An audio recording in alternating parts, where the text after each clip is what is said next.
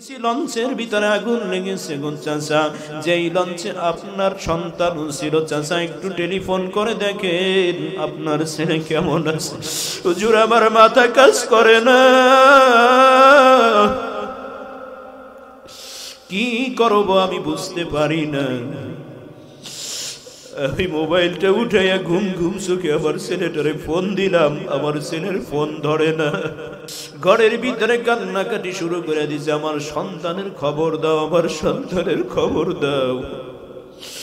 হুজুর আস্তে আস্তে সময় যায়, আমার মনটার ভিতরে কেমন জানি উথাল পাতাল শুরু হয়ে যায়। হঠাৎ করিয়া ওর মা একটা চিৎকার মাইরা সামনের দিকে দৌড় দিছে, আমার বাবাই কই।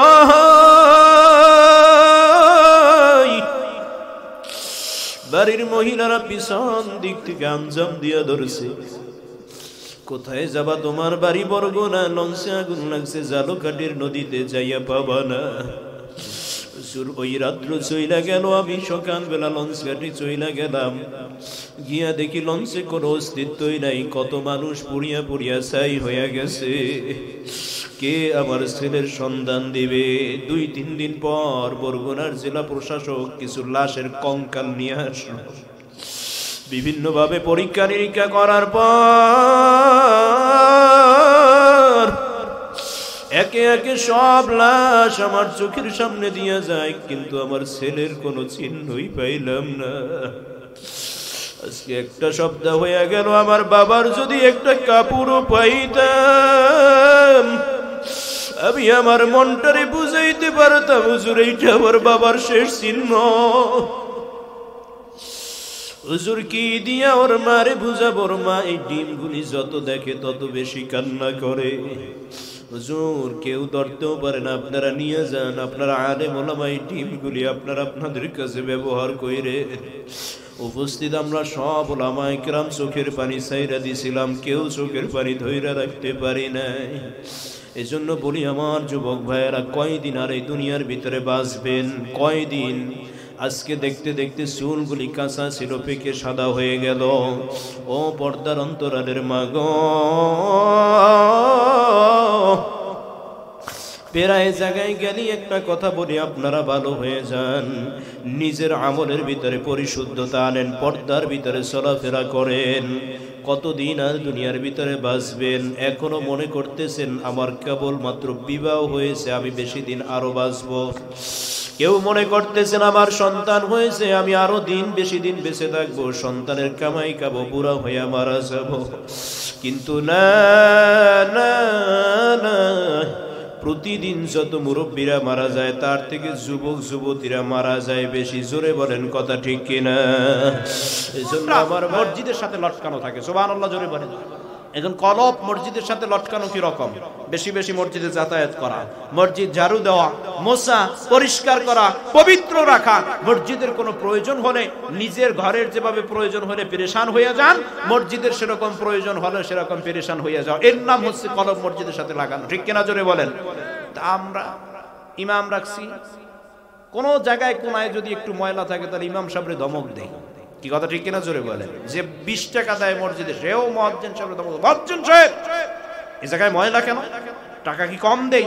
খাওয়ান কি আমরা কম পাঠাই? আর সেই ব্যক্তি জীবনে মসজিদ পরিষ্কার করতে চায় না। আমার দেশে অনেক মানুষ আছে যারা ফেসবুকে পোস্ট করে, ফেসবুক তো চিনেন আপনারা, ফেসবুকে পোস্ট করে, আল্লাহ যদি সুযোগ দিত তাহলে কাবাঘর পরিষ্কার করতাম। আছে না নাই জোরে বলেন? আচ্ছা বলেন ভাই, আল্লাহ সুযোগ দিলে কাবাঘর পরিষ্কার করবেন, এটা তো ভালো কথা, সুন্দর কথা। আপনার দিলের যে ইয়াকিন বা দিলের যে তাওয়াজ্জু, এটাকে সম্মান করা দরকার, এটা ভালো। কিন্তু একটা কথা আমারে বুঝান, কাবাঘর পরিষ্কার করা এটা খুবই সৌভাগ্যের ব্যাপার, সবার নসিবে জুটে না। কিন্তু এই মসজিদ কাবাঘরের একটা অংশ কিনা? আমার কথা বুঝেন আপনারা? এই মসজিদ কাবাঘরের একটা অংশ কিনা? একটা মসজিদ কাবাঘরের একটা অংশ। সমস্ত মসজিদের মূল হলো কাবাঘর, আর সমস্ত মসজিদগুলি হলো তারও একটা অংশ। কোন মানুষের দিলে যদি কাবাঘর পরিষ্কার করার তামান্না থাকে, তাহলে সে ব্যক্তি কাবাঘরকে মনে করে যদি মসজিদ পরিষ্কার করে, আল্লাহ তাআলা তার আমলনামা সেই পরিমাণ সওয়াব দিয়ে দিবেন, ঠিক কিনা জোরে বলেন? তা আমাদের তো পরিষ্কার করার কোনো রকমেরই নাই। আমরা মুয়াজ্জিন রাখছি, ইমাম রাখছি, তারা পরিষ্কার করবে, খাদেম রাখছি, তারা পরিষ্কার করবে। আপনি টাকা দিবেন, হ্যাঁ টাকা দিতে পারেন, কিন্তু কোনোদিন মসজিদ ঝাড়ু দিছেন এরকমের মানুষ পাওয়া খুব কম এখন সমাজে, দুষ্কর ব্যাপার, ঠিক কিনা? এজন্য রাজুলুন কুলুবুহুম মুআল্লাকুন ফিল মাসাজিদ, আল্লাহর রাসূল হাদিসের ভিতরে বলেন সাবআতু যিল্লুহুমুল্লাহু ইয়াউমা যিল্লা লা যিল্লাতু ফিল ইল্লা যিল্লাহ, কিয়ামতের ময়দানে কোনো ছায়া থাকবে না। কি থাকবে না? আমি একটু ভিন্ন কথা বললাম, এরপরে আবার আমার মূল আলোচনায় আসবো। কিয়ামতের ময়দানে কোনো ছায়া থাকবে না, আপনাদের এই বাজার থাকবে না, বট গাছ থাকবে না, তুলা গাছ থাকবে না, ঠিক কিনা? জোরে বলেন, কথা বলেন, ঠিক কিনা? কিচ্ছু থাকবে না। অল্প সময়ের ভিতরে আমি মোনাজাত দিয়ে দেব ইনশাআল্লাহ। আমার ভাইয়েরা, সেই সময় আল্লাহ তাআলা 7 শ্রেণীর ব্যক্তিকে আরশে আযীমের নিচে ছায়া দিবেন। কয় শ্রেণীর? জোরে বলেন, কয় শ্রেণীর? 7 শ্রেণীর। রাসূল করিম সাল্লাল্লাহু আলাইহি ওয়াসাল্লাম বলেন, যেদিন মানুষের ঘাম হবে, কারো হবে হাঁটু পর্যন্ত, কারো হবে কোমর পর্যন্ত, কারো হবে গর্দান পর্যন্ত, আর কেউ ঘামের ভিতরে সাঁতার কাটবে। সূর্যটা যেদিন মানুষের মাথার একেবারে 6 ইঞ্চি উপরে চলে আসবে, সমস্ত সূর্যের তাপগুলি যেদিন মানুষের মাথার উপরে দেওয়া শুরু করবে, এই সূর্যের তাপে মানুষের মাথাটা ফেটে মগজগুলি টকবক করতে থাকবে। এরকমের অবস্থা দুনিয়ায় হইলে সাথে সাথে মানুষ মারা যাইতো, কিন্তু কবরের ভিতরে মারা যাওয়ার কোনো ব্যবস্থা নাই, বিধায় মানুষ মরবে না। ঠিক সেই সময় আল্লাহ রাব্বুল আলামিন 7 শ্রেণীর মানুষকে একমাত্র ছায়ার জায়গা হলো আরশ আযীম, সেই আরশ আযীমের নিচে তাদেরকে ছায়া দিবেন। সুবহানাল্লাহ বলেন। 1 নম্বর হলো আল আমরুল আদিলুন ন্যায় বিচারক বাদশা। 2 নম্বর হচ্ছে ওই যুবক যিনি যুবক বয়সে ইবাদত করে। আর 3 নম্বর হলো 3 নম্বরে হলো রাজুলুন কুলুবুন মুআল্লাকুন ফিল মাসাজিদ, যার অন্তরটাই মসজিদের সাথে লটকানো থাকে। সুবহানাল্লাহ জোরে বলেন। এখন কার অন্তর মসজিদের সাথে লটকানো? যে সপ্তাহে একদিন আয়, তার কথা বলেন, সপ্তাহে একদিন আয়, তাও আবার এলাকায় বসে শুনে ইমাম সাহেবের বয়ান শেষ হয়েছে কখন, তখন আয় খুব শর্ট টাইমে আয় 2 রাকাত পড়া আবার চলে যায়, ঠিক কি না? এত তাড়াহুড়া, বাড়ি গিয়ে দেখে যে আরেকজনের জুতা নিয়ে আসছে। কথা ঠিক না? এত তাড়াহুড়া তাদের, মসজিদের সময় নেই। আমার বাড়ির সামনে মসজিদ, মসজিদ যদি জান্নাতে যায় তা আমারে না নিয়ে যেতে পারবে? এই চিন্তায় বসে আছেন নাকি? আল্লাহ তাআলা আমাদের সবাইকে কবুল করুক। জোরে বলেন আমিন, আরো জোরে বলেন আমিন। আল্লাহ তাআলা আলোচনার উপরে বরকত দান করুক। জোরে বলেন আমিন। আমার ভাইয়েরা, এজন্য আল্লাহ রাব্বুল আলামিন মানুষকে ডাক দিয়ে বলতেছেন ইত্তাকুল্লাহ। 1 নম্বর হইল আল্লাহ তাআলাকে ভয় করো। 2 নম্বর হইল ওয়াকুলু কাওলান সাদীদা, সব সময় সত্য কথা বলবা। যদি বান্দা আল্লাহকে ভয় করো, এরপরে যদি সত্য কথা বলবা, এরপরে বিনিময় কি হবে? আল্লাহ তোমার আমলকে শুদ্ধ করে দিবেন, তোমারে আল্লাহ নামাজি বানাই দিবেন, তোমারে আল্লাহ রোজাদার বানাই দিবেন, তোমারে আল্লাহ জিকিরকারী বানাই দিবেন, তোমারে আল্লাহ কোরআন তেলাওয়াতকারী বানাই দিবেন। ইসলিহ লাকুম আ'মালাকুম ওয়া ইয়াগফির লাকুম যুনুবাকুম। ও বান্দারে, যদি এরপরে কোনো ত্রুটি হয়ে যায়, এই নামাজের ভিতরে যদি কোনো অন্যায় হয়ে যায়, আল্লাহ তাআলা মাফ করে দিবেন। ওয়া ইয়াগফির লাকুম যুনুবাকুম, বান্দারে তোমার জীবনের গুনাহগুলি আল্লাহ রাব্বুল আলামিন মাফ করে দিবেন। এই মাফ করার পর আল্লাহ তাআলা ডাক দিয়ে বলেন ওয়া মাইয়ুতিল্লাহ ওয়া রাসূলহু ফাকাদ ফাজা ফাওজান আযীমা। ওগো বান্দারে, দুনিয়ার জমিনে এরপরে একমাত্র অনুসরণ করবা আল্লাহর। কার অনুসরণ করো? এরপরে আল্লাহ তাআলা বলেন মাইয়ুতিল্লাহ ওয়া রাসূলা, বান্দারে দুনিয়ার ভিতরে যদি কারো অনুসরণ করা লাগে, আল্লাহর অনুসরণ করবা, আল্লাহর হাবিবের অনুসরণ করবা। এই দুনিয়ার ভিতরে কারো অনুসরণ করা যাবে না। দুনিয়ার ভিতরে পারিবারিক ব্যাপারে মানা লাগবে কাকে? রাসূলকে, আল্লাহকে, ঠিক কিনা? জোরে বলেন। ব্যক্তিগত জীবনে আল্লাহ এবং তার রাসূল, পারিবারিক জীবনে আল্লাহ এবং তার রাসূল, রাজনৈতিক জীবনে আল্লাহ এবং তার রাসূল, সামাজিক জীবনে আল্লাহ এবং তার রাসূল, বিচারিক জীবনে আল্লাহ এবং তার রাসূল, অর্থনৈতিক জীবনে আল্লাহ এবং তার রাসূল। আমার আল্লাহ ডাক দিয়ে বলেন মাইয়ুতিল্লাহ ওয়া রাসূলহু ফাকাদ ফাজা ফাওজান আযীমা। ওগো বান্দারে, দুনিয়ার জমিনে আল্লাহ তাআলা তার রাসূলের অনুসরণ করবা। এরে আমার পশ্চিম বাড়িহারির আমার যুবক ভাই, আল্লাহর দিকে তাকাই, আল্লাহর রাস্তায় তোমার কদমে হাত 2 কানা রাইখা বইলা যায়। এখনো যারা নামাজ ছাইরা দাও, আর নামাজ ছাইরো না। পর্দার অন্তরালের মা গো, এখনো যারা বিপর্দায় চলাফেরা করেন, আর বিপর্দায় চইলেন না, আর বিপর্দায় চইলেন না। কখন জানি আজরাইল আইসা রুহটারে খপ করে ধইরা নিয়ে যায়। কোন সময় জানি আজরাইল কত মানুষের রাতে অন্ধকারে যদি হুকুম হইয়া যায় রাতে চলে আসবে, দিনের আলোতে যদি হুকুম হইয়া যায় দিনের আলোতে চলে আসবে। আজকেও দেখলাম ভূমিকম্পের ভিতরে কত মানুষ মারা গেল। খবরের কাগজ দৈনন্দিন মানুষ মারা যায় কি যায় না, জোরে বলেন। এই যে মৃত্যুর মিছিলে কোন দিন জানি আপনি আমিও শামিল হয়ে যাই, জানি না রে ভাই, জানি না রে ভাই। আমাদের লাইনের আবু জাফর যশোরী রহমাতুল্লাহ আলাইহি অনেক বড় একজন মাপের বক্তা ছিলেন। এই আলেমে দ্বীন আবু জাফর যশোরী রহমাতুল্লাহ আলাইহি আমাদের পটুয়াখালীতে সর্বশেষ ওয়াজ করার জন্য এসেছিলেন। রাত্রিবেলা ওয়াজ করে যাওয়ার পর যখন সকালবেলা স্ত্রীকে ফোন দিয়ে বলতেছেন আগামী দিন সকালবেলা আমি আসবো, একই সাথে নাস্তা খাবো। আবু জাফর যশোরী নিজের ব্যক্তিগত গাড়ি নিয়ে যখন খুলনা পার হয়ে গেল, যশোরের রাস্তায় ঢুকল। ফজরের আগে আগে প্রচন্ড শীত। এই শীতের ভিতরে অপর দিক থেকে উল্টা দিক থেকে আসা ট্রাক তার গাড়ির উপরে এমন ভাবে আঘাত করেছে, আবু জাফর যশোরীর লাশ, আবু জাফর যশোরী মুহূর্তের ভিতরে গাড়ির ভিতরে লাশ হয়ে গেছে, ইন্তেকাল করেছে। মানুষরা দইরা দইরা আবু জাফর যশোরীর বাড়ি নিয়ে যায়, বাড়িতে রাইখে আসে। বাড়ির সামনে যখন যায় স্ত্রী ডাক দিয়া বলে আমার স্বামী,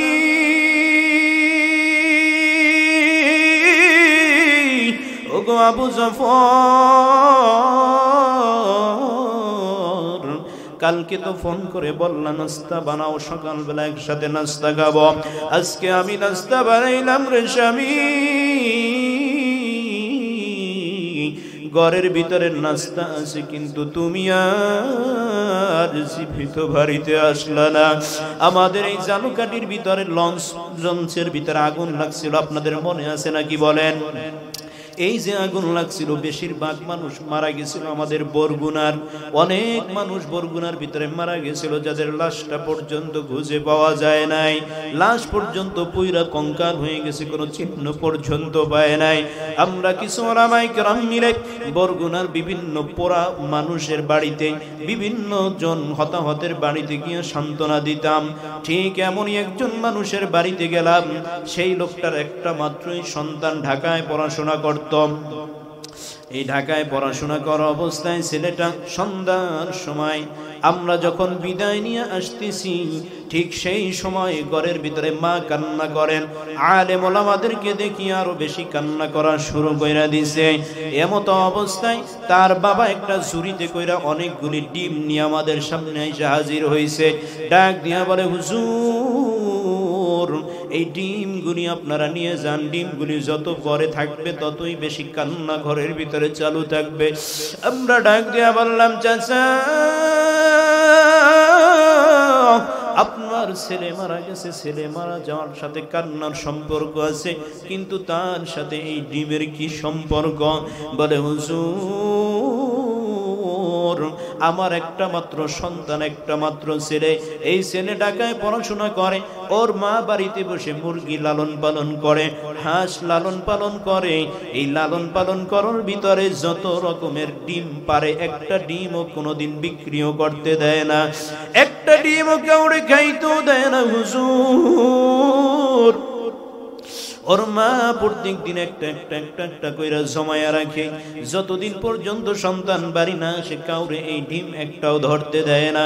গতকাল সন্ধ্যার সময় আমার ছেলে আমাকে টেলিফোন কইরা বলল, আব্বু বাড়িতে রওনা হইছি, আগামী দিন আমি সকালবেলা বাড়িতে আসবো, তোমাদের সাথে একসাথে সকালের নাস্তা করব। ওর মার যে কি আনন্দ গো হুজুর। আশেপাশে সব ঘরে যার বলে আমার ছেলে বাড়ি আসতেছে, আগামী দিন আমার ছেলে বাড়ি আসবে। আমরা সর্বশেষ সকাল 10টার দিকে কথা বইলা ঘুমায় গেলাম, আমিও ঘুমায় গেলাম, আমার বিবিও আমার সাথে একই বিছানায় ঘুমায় গেল। হুজুর রাত্র যখন 2টা 3টা ঠিক সেই সময় আমার পাশের বাসার বাতিজা দৌড়ে এসে দরজার ভিতরে টোকা দেয়, চাচা গো এখনো ঘুমান নাকি? ওঠেন ওঠেন ওঠেন। হুজুর তাড়াহুড়া করে যখন উঠলাম, আমার বাতিজা ডাক দিয়া বলে, চাচা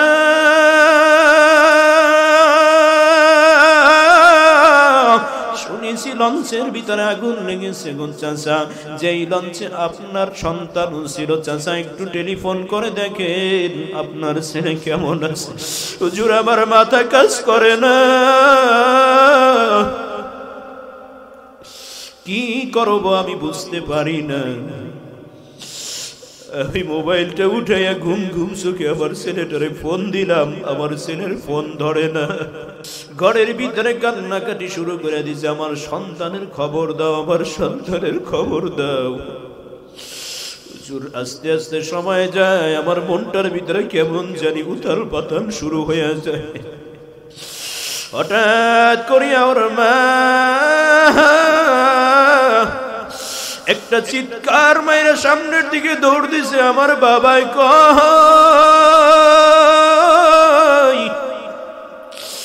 বাড়ির মহিলারা পিছন দিক থেকে আঞ্জাম দিয়া ধরছে, কোথায় যাবা, তোমার বাড়ি বরগুনা, লঞ্চে আগুন লাগছে, জালুকাটির নদীতে যাইয়া পাবা না। ওই রাত্র চইলা গেল, আমি সকালবেলা লঞ্চ ঘাটে চইলা গেলাম, গিয়া দেখি লঞ্চে কোনো অস্তিত্বই নাই, কত মানুষ পুড়িয়া পুড়িয়া ছাই হইয়া গেছে। কে আমার ছেলের সন্ধান দিবে? 2-3 দিন পর বরগুনার জেলা প্রশাসক কিছু লাশের কঙ্কাল নিয়ে আসলো। বিভিন্ন ভাবে পরীক্ষা নিরীক্ষা করার পর একে একে সব লাশ আমার চোখের সামনে দিয়ে যায়, কিন্তু আমার ছেলের কোনো চিহ্নই পাইলাম না।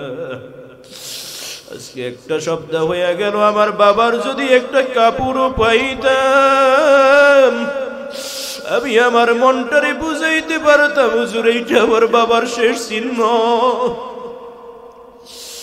হুজুর কি দিয়া ওর মারে বুঝাবো? ওর মা এই ডিমগুলি যত দেখে তত বেশি কান্না করে। হুজুর কেউ ধরতেও পারে না, আপনারা নিয়ে যান, আপনারা আলেম ওলামা, এই ডিমগুলি আপনারা আপনাদের কাছে ব্যবহার কইরে। উপস্থিত আমরা সব ওলামা ইকরাম চোখের পানি ছাইরা দিছিলাম, কেউ চোখের পানি ধইরা রাখতে পারি নাই। এজন্য বলি আমার যুবক ভাইয়েরা, কয়দিন আর এই দুনিয়ার ভিতরে বাঁচবেন? কয়দিন? আজকে দেখতে দেখতে চুলগুলি কাঁচা ছিল, পেকে সাদা হয়ে গেল। ও পর্দার অন্তরালের মা গো, প্রায় জায়গায় গেলি একটা কথা বলি, আপনারা ভালো হয়ে যান। নিজের আমলের ভিতরে পরিশুদ্ধতা আনেন, পর্দার ভিতরে চলাফেরা করেন। কতদিন আর দুনিয়ার ভিতরে বাঁচবেন? এখনো মনে করতেছেন আমার কেবল মাত্র বিবাহ হয়েছে, আমি বেশি দিন আরো বাঁচবো। কেউ মনে করতেছেন আমার সন্তান হয়েছে, আমি আরো বেশি দিন বেঁচে থাকবো, সন্তানের কামাই খাবো, বুড়া হইয়া মারা যাব। কিন্তু না না না, প্রতিদিন যত মুরব্বীরা মারা যায় তার থেকে যুবক যুবতীরা মারা যায় বেশি। জোরে বলেন কথা ঠিক কিনা? এজন্য আমার ভাইয়েরা, আমার পর্দার অন্তরালের মা গো, প্রায় আমি একটা কথা বলি, আমাদেরই একজন আত্মীয় ছিল, যেই আত্মীয় স্বামী আর স্ত্রী দুইজন মিলিয়া বাজারে যাওয়ার জন্য, স্বামী মোটর সাইকেল চালাইতে রয়েছে, স্ত্রী পিছনে বসছে।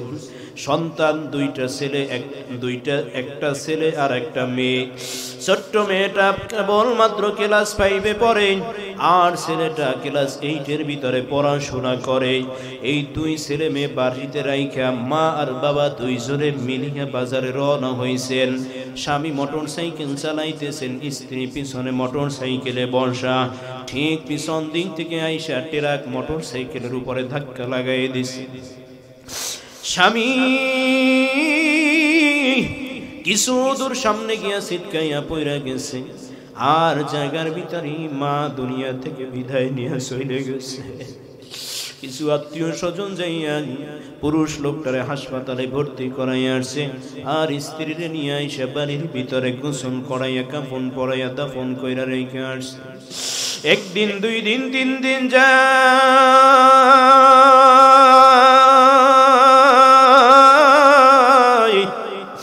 হাসপাতাল থেকে খবর আসে বাবা আর দুনিয়ায় না। হুজুর কি যে করুণ অবস্থা!